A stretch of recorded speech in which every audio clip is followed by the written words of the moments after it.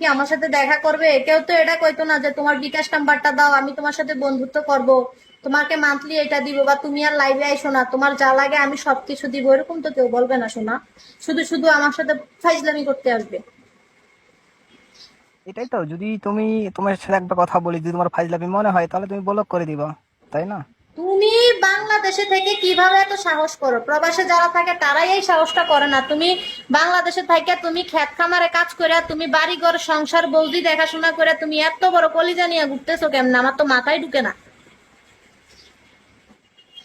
যদি আল্লাহ যদি এইটুকু ক্ষমতা দিছে বিধায় তো সাহসটা করতেছি, যদি আল্লাহ এইটুকু ক্ষমতা না দিত তাহলে সাহস করতাম না, তাই না? আচ্ছা ঠিক আছে, অনেকে লেখছে আমি বলবো ওকে, আমি জাস্ট একজনকে বন্ধু বানাবো, 10 জনকে না। হ্যাঁ, লাং ধরলে ধরুন ঠাকুর, মাছ ধরলে ধরুন জাকুর। ভালো অ্যামাউন্ট আছে, ভালো পয়সা আছে, আমি তার ভিতরে একজন বন্ধু বানাবো, ওই বন্ধুর সাথে সবসময় থাকবো, লাইভে আসবো না। ঠিক আছে?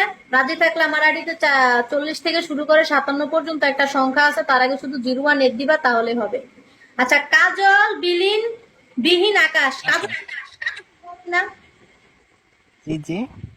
তোমার আইডির নামটা কি দিছো? কাজল বিহীন আকাশ।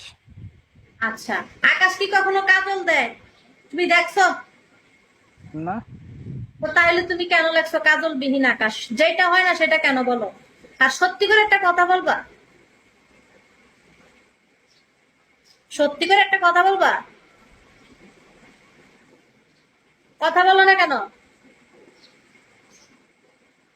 আবার এত নেট গেছে, এত কতক্ষণ বাদে বাদে আনলাগো মস্কারি করতে গেছে।